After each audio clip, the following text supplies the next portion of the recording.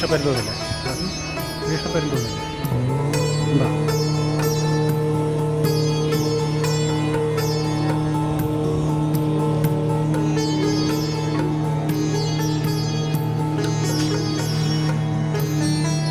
ഇത് കളരിവാതിക്കൽ ഭഗവതി ക്ഷേത്രം, കണ്ണൂർ ജില്ലയിലുള്ള വളവട്ടണം ദേശത്തുള്ള കളരിവാതിക്കൽ ഭഗവതി ക്ഷേത്രമാണ്.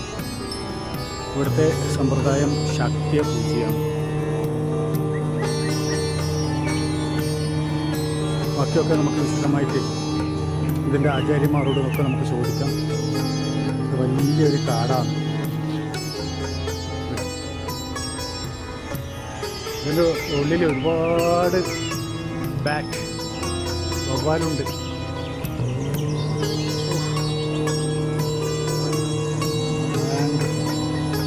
കണ്ട പരന്തോന്നി കണ്ട പരന്ത് വരും. എല്ലാ ക്ഷേത്രത്തിൽ പോയി കഴിഞ്ഞാലും അവിടെ ആ സമയം എത്തുമ്പോൾ ഒരു പരന്ത് വന്ന് അവിടെ വലം വെക്കും. ഇതാ നോക്കൂ, ഇതാ ഞാൻ പറഞ്ഞത് വെറുതെയാണോ നോക്കുക, എത്ര പരന്താന്ന്.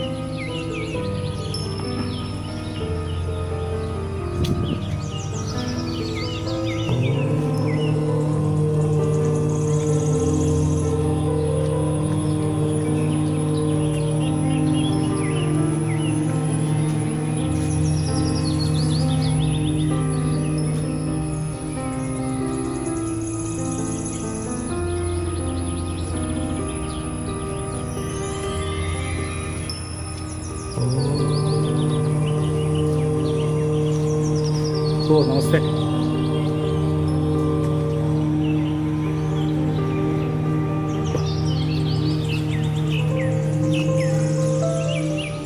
ഇവിടെ മഹാദേവനാണ്.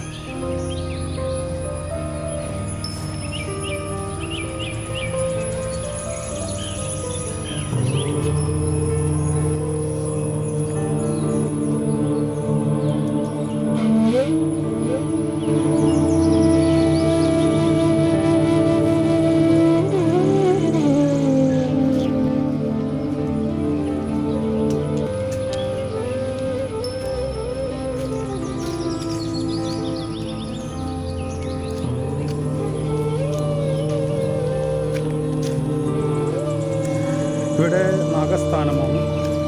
ഏത് നാഗങ്ങളാണ് ഇവിടെ പ്രതിഷ്ഠിച്ചിരിക്കുന്നതെന്നുള്ളത് നമുക്ക് അതിൻ്റെ ആൾക്കാരോട് ചോദിക്കാം.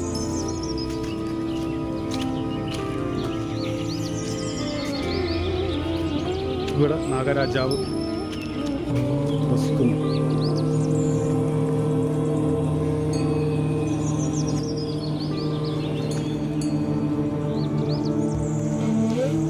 വലിയൊരു കാടാണ്.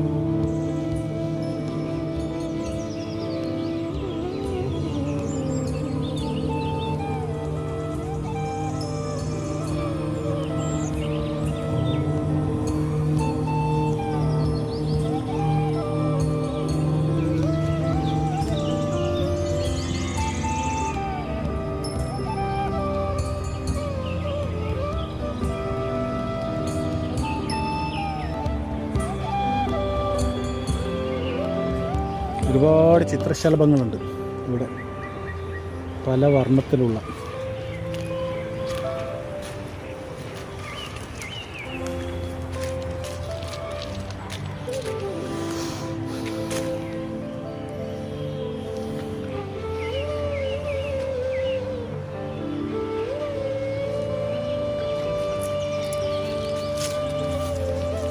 ഒരു മരത്തിൻ്റെ വലിപ്പം കണ്ടോ, എന്താ വലിപ്പം.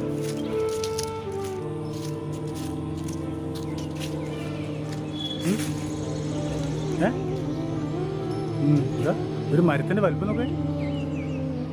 അസാധ്യം തന്നെ.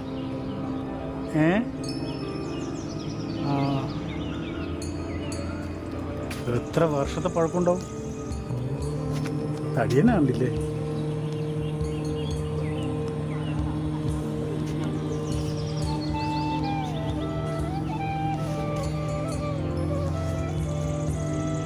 ചോദിച്ചു എന്നോട്.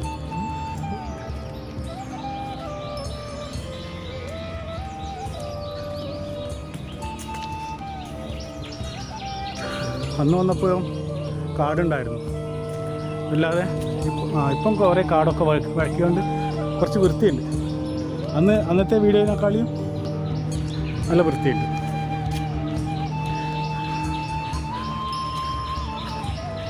ഇവിടെ അമ്മ വസിക്കുന്ന സ്ഥലമാണ് സരസ്വതി.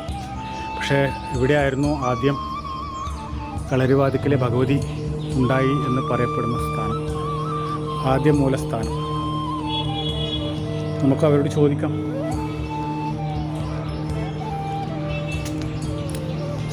ഇത് നാഗസ്ഥാനമാണ്. ഇവിടെയും നാഗത്തിന് സ്ഥാനമുണ്ട്.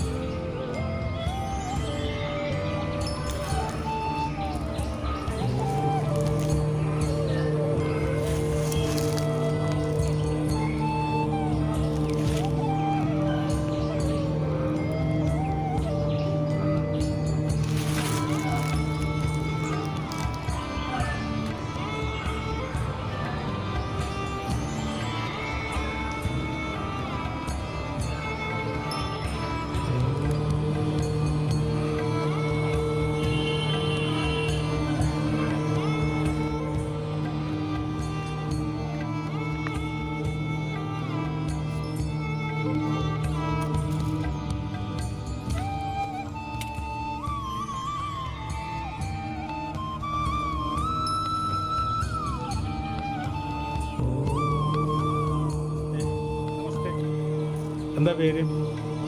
ചന്ദ്രൻ. എവിടെയാ സ്ഥലം? അല്ലേ? എന്താ ഇവിടെ ഒന്നും സ്ഥാനമുണ്ടോ? അല്ലേ, പഴയ കാലത്തെ സ്ഥാനമാണ്. അമ്മമ്മേൻ്റെ കാലഘട്ടത്തിലേ അല്ലേ? വീട് ഇതിനടുത്ത് തന്നെയാണോ? വീട് ഇതിലായി. നമുക്ക് ഇതിൻ്റെ അമ്മ കളരിവാതിക്കൽ ഭഗവതിയുടെ ചരിത്രം ഒന്ന് അറിയണമെന്നുണ്ട്. അപ്പോൾ എല്ലാവരും പറഞ്ഞു അവിടെയുള്ള ഇത്രയും നല്ല അറിവുള്ളവരുണ്ടായിട്ട് അവരാരും പറഞ്ഞു തന്നിട്ടില്ല ചോദിച്ചു. അപ്പോൾ ഞാൻ പറഞ്ഞ അന്നത്തെ മഴയും കാര്യങ്ങളായതുകൊണ്ട് നമുക്ക് ചെയ്യാൻ പറ്റിയിട്ടില്ല. അതുകൊണ്ട് ഇനി സൗകര്യത്തിലൊരു ദിവസം പോയിട്ട് ഇതൊക്കെ മനസ്സിലാക്കാമെന്ന് പറഞ്ഞു. അപ്പോൾ അതുകൊണ്ട് നമുക്ക് ഇതിൻ്റെ എത്ര കൊല്ലത്തെ പഴക്കമുണ്ടെന്ന് ഇതറിയാമോ? അത് ശരിക്കും അറിയില്ല. വെച്ചാൽ ഉത്തരമലബാറിൽ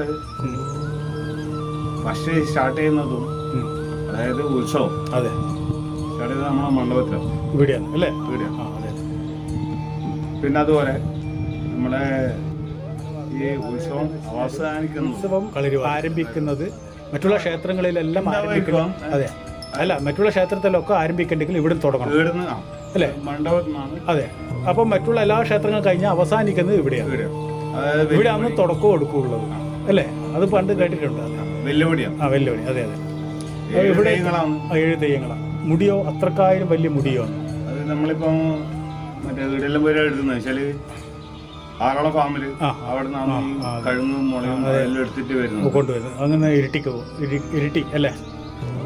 അതെ, ആറളം ഇരിട്ടി അല്ലേ? അവിടെ പോയിട്ട് അത് എക്സ്പെൻഡിലെ ഓർഡർ കിട്ടണം. അതെ അതെ. അല്ലെങ്കിൽ ഇത്രയും ലെങ്ത്തുള്ള സാധനം കൊണ്ടുവരാൻ കഴിയില്ല. രാവിലത്തെ പോയി മറ്റേ എല്ലാം കഴിയും. അതെ. എത്ര മണി വരെ രാവിലെ നട എത്ര മണിക്ക് തുറക്കുക? 5 മണിക്ക്. രാവിലെ 5 മണിക്ക് തുറന്നു കഴിഞ്ഞാൽ നട തുറന്നു, അഭിഷേകം കഴിയും. പിന്നെ വരുന്നവരുടെ പൂജകൾ അഭിഷേകം എല്ലാം കഴിയും. പിന്നെ 7-7:30 നട, പിന്നെ ഉച്ചക്കുള്ളത്. പിന്നെ അത് കഴിഞ്ഞാൽ വൈകിട്ടുള്ളത് അല്ലേ? ഉഷപൂജ മതി. അതെ. ഉഷപൂജ. അതെ. ഇപ്പം വൈകിട്ട് മുതൽ നട തുറന്നു കഴിഞ്ഞാൽ എത്ര മണിക്ക് അടക്കും? വൈകിട്ട് എത്ര മണിക്ക് തുറക്കും? 5:30 തുറക്കുക. വൈകിട്ട് 5:30-6 മണി. 6 മണി അല്ലേ? രാത്രി കഴിഞ്ഞാൽ പിന്നെ അത്താഴപ്പൂജ. അത്താഴപ്പൂജ. അതെ. രാത്രി എത്ര മണിക്ക് അടക്കുക? 8 മണി. 8 മണിക്ക് അടക്കും. 8-4 അങ്ങനെ ആവും അല്ലേ? പിന്നെ ഇവിടുത്തെ ഏറ്റവും പ്രധാന വഴിപാട് എന്താ? ശക്തി പൂജ. ശക്തിയ പൂജയാണ് അല്ലേ? ഇവിടെ ശാസ്ത്രീയ പൂജ അല്ല, ശക്തിയ പൂജ. ശക്തി പൂജ ഇവിടെ. അതെ. അതിന് പറയുന്ന വെച്ച് കഴിഞ്ഞാൽ ശക്തിയ എന്ന് പറയും. കവള സമ്പ്രദായം, മദ്യമാംസ മത്സ്യങ്ങളൊക്കെ വെച്ച് ചെയ്യുന്ന പൂജയാണ്. അതാണ് കവള സമ്പ്രദായത്തിലാണ് ശാക്തേയം എന്ന് പറയും. ശാക്തേയം. നമ്മളെ ഇവിടെ അകപൂജ എന്ന് പറയും. അകപൂജ. അതിനാണ് നമ്മൾ പോയി മാംസമൊക്കെ പ്രസാദമായിട്ട് തരുന്നില്ലേ? അതുകൊണ്ടാണ്. അതെന്ന് വെച്ചാൽ ശത്രുക്കളെ ഇല്ലായ്മ ചെയ്യാന്ന് നമ്മൾ പറയുന്നത്. പക്ഷേ ശത്രുക്കളെ ഇല്ലായ്മ ചെയ്യാന്ന് വെച്ചാൽ അത് തെറ്റായ ധാരണയാണ്. അങ്ങനെ ശത്രുക്കളെ ചെയ്യാൻ വേണ്ടിയിട്ടല്ല അത് ചെയ്യുന്നത്. നമ്മളെ ഉള്ളിലുള്ള വൈരാഗ്യത്തെ ഇല്ലായ്മ ചെയ്യാൻ വേണ്ടിയിട്ടാണ് അത് ചെയ്യുന്നത്. നമുക്ക് ഒരാളോട് വൈരാഗ്യം വരുന്നത് ഇല്ലായ്മ, നമ്മൾ വേറൊരു ശത്രു നശിപ്പിക്കാൻ വേണ്ടി ചെയ്യുന്നില്ല. അപ്പം നമ്മളെ ഉള്ളിലുള്ള വൈരാഗ്യത്തെ നശിപ്പിക്കാൻ വേണ്ടിയിട്ടാണ് അത് ചെയ്യുന്നത്. അതിൻ്റെ ശക്തി കറുക്കും. നമ്മളെ മനസ്സിൽ നല്ല ശുദ്ധമായുള്ള ചിന്താഗതി ഉണ്ടാക്കുക, ശീലങ്ങൾ ഉണ്ടാക്കുക, അതിനൊക്കെ വേണ്ടിയിട്ടാണ്. ഇനി ഒരുപാട് അറിവുകൾ ഇങ്ങനെ പലതും ഓരോ സ്ഥലത്ത് നിന്ന് കിട്ടുമ്പോൾ അന്നേരം നമുക്ക് ഷെയർ ചെയ്യാം. എന്താ പേര് പറഞ്ഞു? ചന്ദ്രൻ. എന്നാൽ നമസ്തേ. നമുക്ക് ബാക്കിയുള്ള വിശേഷ വിവരങ്ങൾ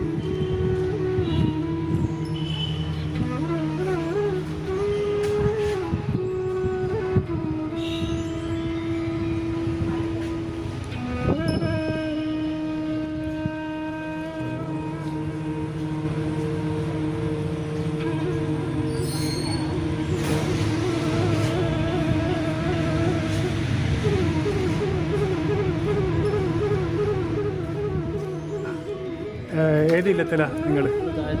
താഴത്ത് അല്ല, ഇവിടെ 4 ഇല്ലക്കാരല്ലേ? അത് ഏതെല്ലാം ഇല്ലാന്ന്?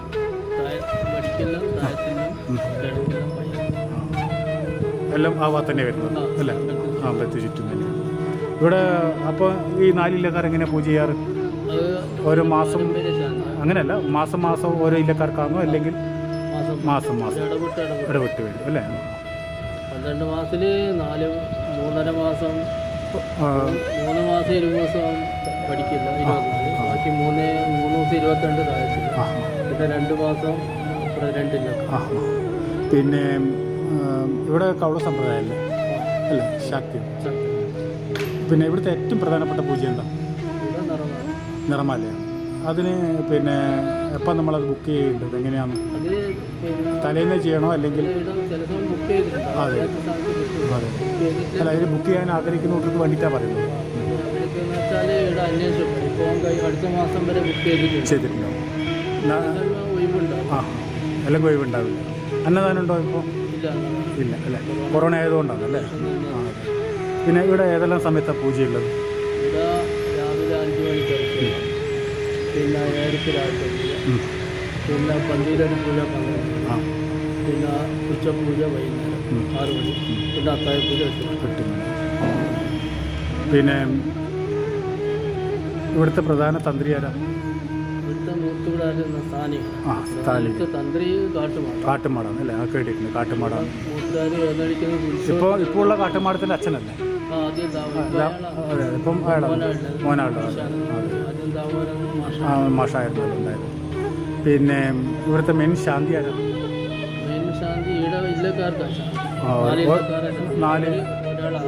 ആക്കരാണ് അല്ലേ? അങ്ങനെ ഇല്ലക്കാരനായിക്കൂലേ ഇവര്? ഇപ്പം പഠിച്ച ആളില്ലെങ്കിൽ ഒരാളാണ്. നിങ്ങൾ പിന്നെ ഇവിടുത്തെ എന്താണ് പഠിക്കില്ലേ?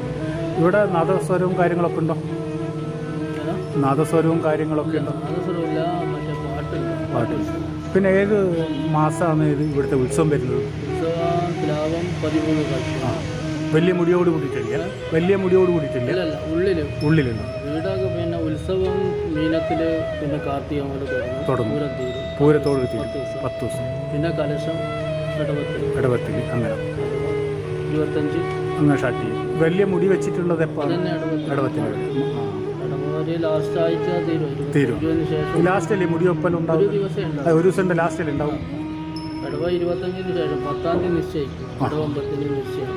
നിശ്ചയം കഴിഞ്ഞാൽ 2 ആഴ്ച മുടി ആവേണ്ട പണി. 25. അന്ന് പണ്ട് അമ്മയെല്ലാം പറഞ്ഞു കേട്ടിട്ടുണ്ട്, ചെറിയ കുട്ടിക്കാലത്ത് കളിർവാദത്തിൽ മുടി വെച്ചാൽ ഇപ്പം മഴ പെയ്യും. അത് സത്യമാണ്. അതെ, അത് ഐതിഹ്യമാണ്. ഇതുവരെ മഴ നല്ല വേനൽക്കാലം മഴയൊന്നും പെയ്തിട്ടില്ലെങ്കിൽ ആ സമയത്ത് എന്തായാലും മുടി വെക്കുമ്പോൾ വെച്ച് കഴിയുമ്പോൾ അത് 2 തുള്ളിയെങ്കിൽ മുടി വയറുമ്പോൾ 2 തുള്ളിയെങ്കിൽ ഇട്ടണം ഇട്ടണമെന്നാണ്. ഉറ്റി ഇട്ടുന്നെന്നാണ് പറഞ്ഞത്. ഇന്ന് വരെ ഉറ്റാതെ പോയിട്ടില്ലെന്നാണ്. ഇല്ല. അതെ ഇനി ഒന്നുമില്ല ഇതെങ്കിലും മാറും. അതെ അതെ. ഈ മംഗല്യത്തിനൊക്കെ ഇവിടെ ചെയ്യുന്ന പൂജ എന്താ? മംഗല്യ കുട്ടികൾക്ക് മംഗല്യം പെൺകുട്ടിയൊക്കെ സ്വയംവര പൂജ ചെയ്യാറുണ്ട് ഇവിടെ. പിന്നെ ഇവിടെ ശ്രീചക്രം ഉണ്ടോ? ഇല്ലല്ല. ശ്രീചക്രം ഇവിടെ ഉണ്ടെന്ന് കേട്ടിട്ടുണ്ട്, അവിടെ വെച്ചതാണ്. ഇല്ല. ഇല്ലക്കാരുടെ അടുത്തുണ്ടോ? ഇല്ലക്കാരുടെ വീട്ടിൽ എവിടെയെങ്കിലും ഉണ്ടോ? കോട്ടയുള്ളൂ, അല്ലാതെ ഇതില്ല ചക്രമായിട്ടുണ്ട്. അപ്പോൾ എൻ്റെ വീട്ടിൽ ഇപ്പോൾ നമ്മൾ രാജരാജ ക്ഷേത്രമാണ് കളാപ്പിൽ. അപ്പോൾ അവിടെ എന്ന് വെച്ചാൽ വലിയ ശ്രീചക്രമാണ്, മഹാമേരുവാണ്. അതെ ഇതായിട്ടുണ്ട്. അതെ കൂമ്പായിട്ടുണ്ട്, മറ്റേ പരന്നതല്ല. അതെ അതെ പിത്തളയമ്മ. ഇത് പഞ്ചലോഹമാണ്, പഞ്ചലോഹത്തിൻ്റെ ഇത്രയായിട്ടുണ്ട്. അങ്ങനെ പൂജിക്കുന്നു. അതെ. നിങ്ങൾ ഇവിടെ നിന്ന് പുറത്തൊക്കെ പോയി പൂജയൊക്കെ ചെയ്യാറുണ്ട് അല്ലേ? കവള സമ്പ്രദായം തന്നെ. ഇത് വൈദ്യമാർഗം ചെയ്യുന്നുണ്ടോ? വൈദ്യമാർഗം ചെയ്യുന്നുണ്ടോ? ഇപ്പം അങ്ങനെയൊക്കെ അതെ. ഈ അമ്പലത്തിൻ്റെ കാലപ്പഴക്കം അറിയാമോ? പരശുരാമ പ്രതിഷ്ഠ 5000. അപ്പോൾ അത്രയും പഴക്കമുണ്ടാവും. ഇവിടെ മെയിൻ ഭഗവതി എത്ര ദേവതയുള്ളത്? ഇവിടെ 3. ഒന്ന് കാളിയ, ഒന്ന് മെയിൻ ഭഗവതി. അതെ 2 തട്ടുണ്ട്. അതെ അതെ. പിന്നെ തായര് 3 കാവൽക്കാർ. അതെ. പിന്നെ അവിടെ ശിവനെ കാണുന്നുണ്ടല്ലോ, ശിവൻ കിഴക്ക് ഭാഗത്ത് നോക്കിയിട്ട്.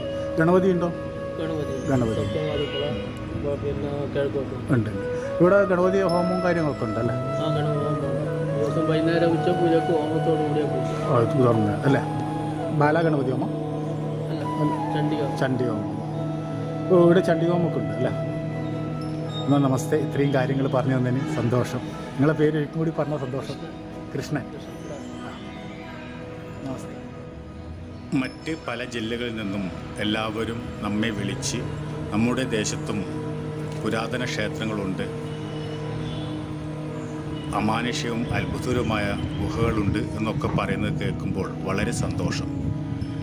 കണ്ണൂർ ജില്ലയിലുള്ള എല്ലാ ക്ഷേത്രങ്ങളും കവർ ചെയ്തതിന് മാത്രം നിങ്ങളുടെ ദേശത്തുള്ള ക്ഷേത്രത്തിലേക്ക് നമുക്ക് വരുവാൻ സാധിക്കുകയുള്ളൂ.